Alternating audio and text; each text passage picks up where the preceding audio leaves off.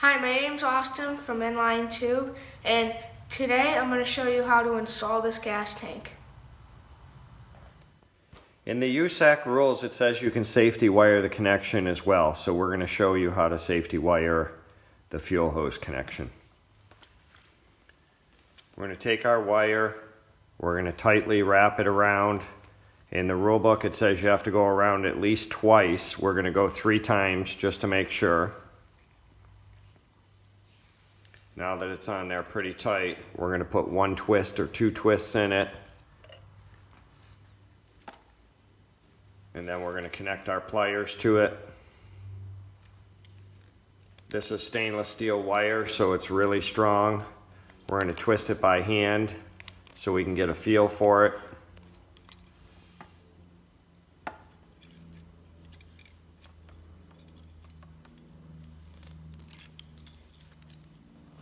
And you can see it's wrapped around there 3 times. Now we're going to cut it off and we're going to fold it over. And that's what our finished connection looks like. Try and pull it off. It's on there pretty tight. Here's another form of connecting this together. We're going to use a pinch clamp. As you can see on the bottom, that's the regular pinch clamp. On the top of a connection that we're not going to take apart very often, or maybe never, what we did was we ground the end of the pinch clamp down so we can slide the fireproof sheathing all the way over it. So there's your finished connection. Okay, now we're going to put the fuel valve into the tank, and we're going to use a thread sealer on it. This is a Permatex thread sealant. It's kind of a liquidy paste.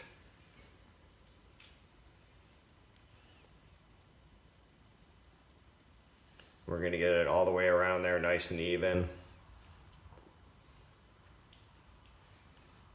Making sure we wipe it out of the opening because we don't want it in the opening.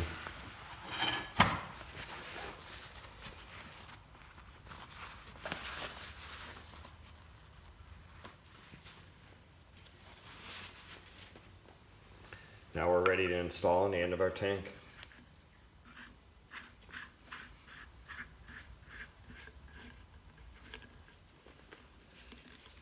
And then we're going to give that a final turn with a wrench, and we're going to make sure the valve's pointing up.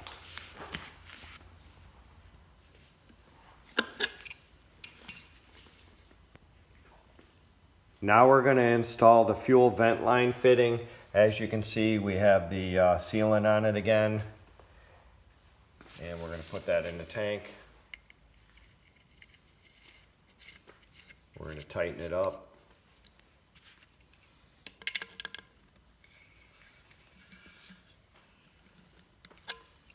And the next part of this is it has a little nut and ferrule to go on the vent line. So if you can see right here, we have our nut and we have our ferrule, and then we have our fuel vent line, and we're going to connect that all together. So now we're going to install our plastic vent tube. We made sure to straighten the line as straight as we can get it. We cut the tip at about a 45-degree angle so that the fuel will always be vented. The other thing we're going to do is we're going to screw the cap on all the way, and then we're going to bottom out the hose at the end of the cap to make sure we have just the right amount of tubing sticking through. So now that we have the tubing adjusted, we're going to take the cap off, check it, and now we're going to put the nut and ferrule on. After you lock this nut and ferrule together, you are not getting it apart, so make sure you have the right length.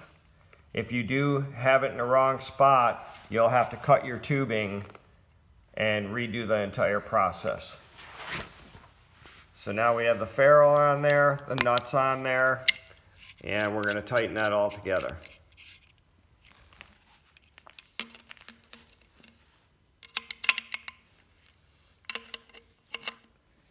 Now our fuel tank's ready to be installed.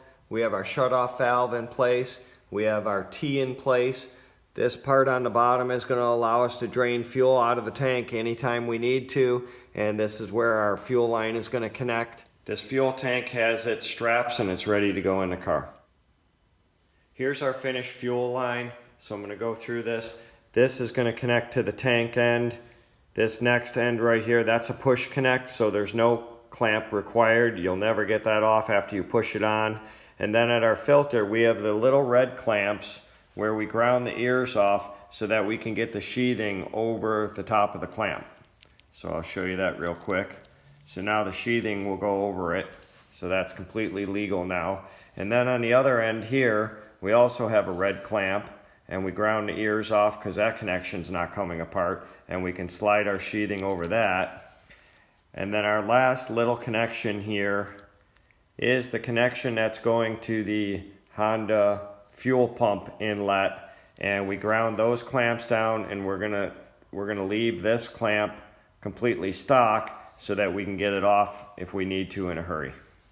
So that's our fuel line assembly ready to go on. Here's our final of our gas tank install. We have our shut-off valve, we have our drain T in there, and we got our elbow in there, and our fuel lines are all connected. And then you can see right here where it's connected to the carburetor, we have our 1-pinch clamp. Everything has the fire retardant on it, and then we have our vent line run through the back there and out the side.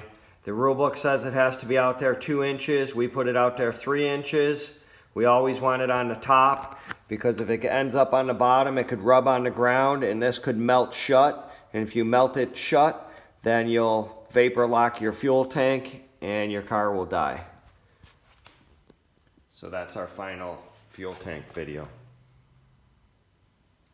Thanks for watching our fuel tank video. If the information was useful, please give us a thumbs up, subscribe to our channel, and look for future content.